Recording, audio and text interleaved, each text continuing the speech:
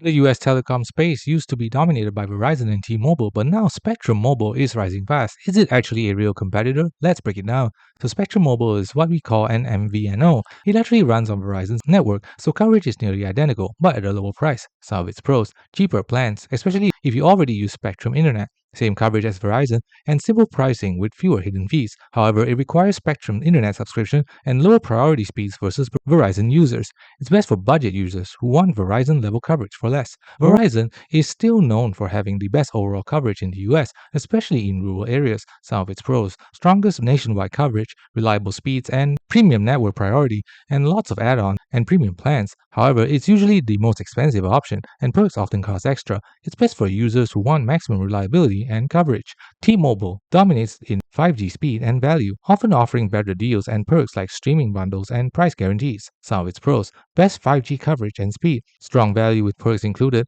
and high customer satisfaction rankings. However, it has slightly weaker rural coverage than Verizon, and premium plans are needed for best perks. It's best for users who want fast data and bundle value. So is Spectrum a real competitor? Spectrum is best for cheap plans using Verizon network.